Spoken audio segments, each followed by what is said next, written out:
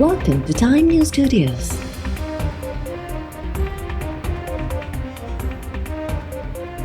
You are watching 9 p.m. Bulletin. Pakistan यात्रा ते पहुतल ईरानी सदर मसूद पज़ेश्कियान जी लाहौर खां इस्लामाबाद आमद। वज़ीर आज़म शहबाज शरीफ, नायब वज़ीर आज़म इसहाक डार ऐं काबीना मेंबर्स पारां नूर खान एयरबेस ते ईरानी सदर जी आजियां। ईरानी सदर वज़ीर आज़म शहबाज शरीफ, सदर आसिफ अली ज़रदारी, स्पीकर क़ौमी असम्बली ऐं सेनेट चेयरमैन समेत ॿियनि सां मुलाक़ातूं कंदो। उन खां अॻु लाहौर यात्रा जे मौक़े ते ईरानी सदर अलामा इक़बाल जे मज़ार ते हाज़िरी भरी। अॻूणे वज़ीर आज़म नवाज़ शरीफ सां मुलाक़ात बि कई। पाकिस्तान रवानगी खां अॻु तेहरान एयरपोर्ट ते मीडिया सां ॻाल्हाईंदे ईरानी सदर चयो त दौरे जो मक़सदु पाकिस्तान सां वापारी ऐं मुआशी लाॻापनि खे हथी वठाइणु आहे। कोशिशि आहे त ॿितरफ़े वापार जो काथो $10 अरब ताईं पहुची वञे। ईरानी सदर पारां पाकिस्तान ऐं चीन जे वन बेल्ट वन रोड रिथा में फ़ाल शिरकत जी ख़्वाहिश जो इज़हार।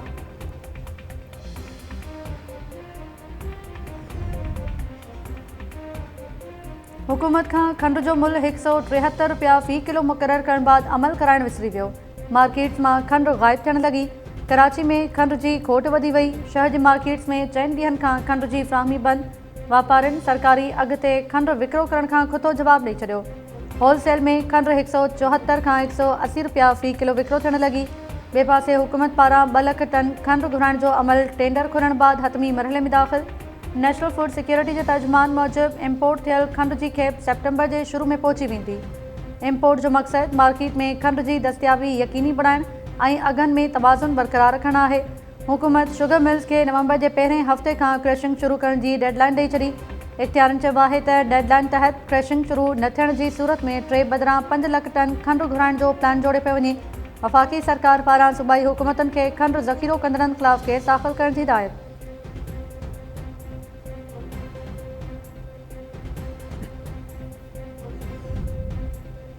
किसान इतिहाद ऐं सिंध आबादगार पारां कणक जो सरकारी अघु मुक़ररु न थियण ते 11 अगस्त ते पंजाब ऐं 20 अगस्त ते सिंध में एहतजाज जो ऐलान। कराची प्रेस क्लब में पंजाब जे किसान इतिहाद जे चेयरमैन ख़ालिद हुसैन बाट ऐं सिंध आबादगार इतिहाद जे सदर ज़ुबैर टालपुर जी गॾियल प्रेस कॉन्फ्रेंस। अॻवाननि चयो त 11 अगस्त ते कसूर में ज़राअत जे अलामती जनाज़े नमाज़ पढ़ी वेंदी। 20 अगस्त ते हैदराबाद प्रेस क्लब आॾो एहतजाज कयो वेंदो। समूरनि सूबनि में एहतजाजनि खां पोइ इस्लामाबाद जो रुख़ कयो वेंदो। आबादगारनि जे एहतजाज सां सियासी पार्टियुनि जो वास्तो न आहे।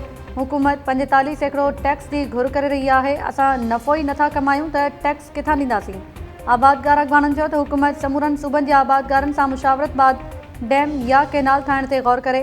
सूबनि जे राज़ बिना डैम या केनाल जी अॾावत न थियणु घुरिजे। सिंध आबादगार इतिहाद जे सदर पारां खंड जे आबादगारनि खे प्रीमियम क्वालिटी जी मद में पैसा न मिलण ते सिंध सरकार ख़िलाफ़ तौहीन अदालत जी दरख़्वास्त दाख़िल कराइण जो ऐलान। PTI नाअहल करार ॾिनल असम्बली मेंबर्स जी सीटुनि ते चूंडुनि जो बाइकॉट कंदी। बानी चयो आहे त असम्बली मेंबर्स खे नाजाइज़ तरीक़े सां नाअहल कयो वियो। PTI बानी सां मुलाक़ात बाद अलीमा ख़ान जूं अडियाला जेल ॿाहिरियां मीडिया सां ॻाल्हियूं। अलीमा ख़ान चयो त हुकूमत चाहे थी बानी जा ॿार पाकिस्तान न अचनि। 5 अगस्त ते अडियाला जेल ईंदासीं, तेसिताईं बानी जा ॿार आया त भले अचनि। बानी जे ॿारनि वालिद सां मुलाक़ात जी दरख़्वास्त ॾिनी आहे। खेनि मुलाक़ात जी इजाज़त मिले थी त सुठो आहे। बानी जा 2 पुट गिरफ़्तारी जे ख़तरे बावजूद पाकिस्तान अचण लाइ तयारु आहिनि। ॿारनि नाइकोप ऐं वीज़ा लाइ धारदार दरख़्वास्तूं ॾिनियूं आहिनि। 5 अगस्त खां पोइ ईंदड़ तहरीक 14 अगस्त ते हलाई वेंदी। अलीमा ख़ान मिशाल यूसुफ़ज़ई जे सेनेटर थियण ते नापसंदीदगी जो इज़हार कंदे चयो त ॿिया बि घणा माण्हू मेरिट ते पूरा लहनि था। बानी जे ॿारनि खे गिरफ़्तार कयो वियो त सॼी दुनिया में तमाशो थींदो। बानी जा ॿार पंहिंजी मर्ज़ी सां पाकिस्तान ईंदा।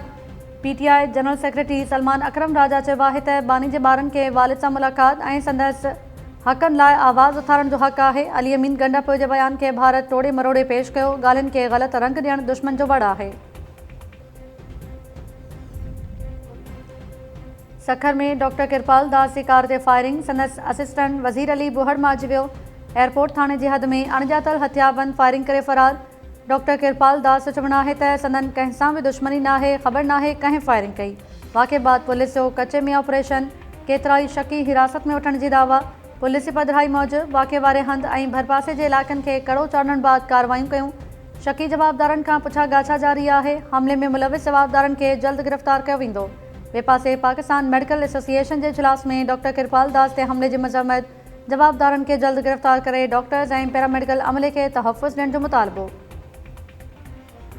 मीरो ख़ान भरिसां ॻोठु शेर मोहम्मद शाह में मोटरसाइकिल सवारनि ते फायरिंग, सालो भेणीबो मारिजी विया। इतला ते पुलिस पहुची लाश पोस्टमार्टम लाइ अस्पताल मुंतक़िल कया। मक़तूलनि जी निसार मीरजत ऐं हसन सुमरो तौरु सुञाणप कई वई। पुलिस मूजिबि ख़बर थाणे जी हद में मोटरसाइकिल सवार हथियारबंद फायरिंग करे फ़रार थी विया। मक़तूल ॻोठु सिद्दीक़ ख़ासि फैली जा रहवासी हुआ। लाशुनि जी पोस्टमार्टम बाद वधीक जांच कई वेंदी। कंबर जे इलाइक़े जागीर में चांडिया बिरादरी जी ॿिनि धुरनि में पुराणे तकरार तां वॼणा मारिजी विया। नूरुल्ला ऐं ग़ुलाम मुस्तफ़ा चांडियो मोटरसाइकिल ते वञी रहिया हुआ त ताड़ में वेठल हथियारबंदनि मथनि फायरिंग कई। इतला ते पुलिस पहुची लाश पोस्टमार्टम लाइ अस्पताल मुंतक़िल कया। पुलिस चवणु आहे त वाक़ियो छोड़ी शाख भरिसां पेश आयो। मक़तूलनि ऐं जवाबदार धुर जो पुराणो तकरार हलंदड़ आहे। NPP सरबराह मुर्तज़ा जतोई जूनियर ज़ुल्फ़कार भुट्टो खे ऑपोज़िशन सां गॾिजी पार्टी ठाहिण जी सलाह ॾेई छॾी।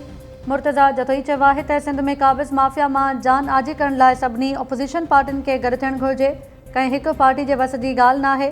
शहीद भुट्टो जो वारिस जूनियर ज़ुल्फ़कार भुट्टो आहे। असांखे सियासत में भलिका अचूं था। मुंहिंजी सलाह आहे त जूनियर ज़ुल्फ़कार भुट्टो ऑपोज़िशन पार्टियुनि सां गॾिजी पंहिंजी पार्टी ठाहे। सिंध में गॾियल कोशिश कई वञे त जीअं सिंध खे हिकु साफ़ सुथरी ऐं करप्शन खां पाक क़यादत मिली सघे। लाड़काणे में बॉर्डर थाणे ते दाख़िल ड्यूटी अटका जे केस जी ॿुधणी थी। मुर्तज़ा जतोई वकील समेत अदालत आरो पेश। ॿुधणी 18 अगस्त ताईं मुलतवी कई वई। मुर्तज़ा जतोई चयो त सिंध हुकूमत खे कूड़ा केस दाख़िल करण खां सवाइ ॿियो को बि कमु न आहे। इनशाअल्लाह असांजे मथां दाख़िल कयल समूरा केस कूड़ा साबित थींदा। पुलिस में सियासी मुदाख़लत सबबि बदअमनी जी सूरत हाल आहे। सिंध हुकूमत खे अमन अमान जी सूरत हाल ते ध्यानु ॾियणु घुरिजे।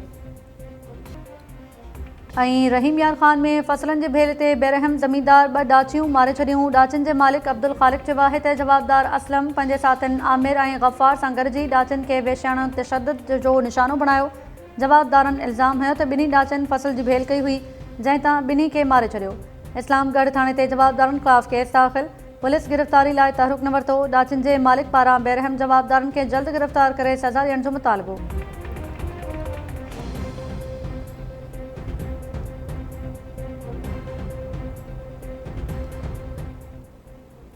अस्सलाम वालेकुम नाज़रीन, टाइम न्यूज़ सां गॾु आऊं आहियां ताहिरा वज़ीर। हेडलाइन्स सां ॾिठियूं तफ़सीली ख़बरूं शॉर्ट ब्रेक खां पोइ।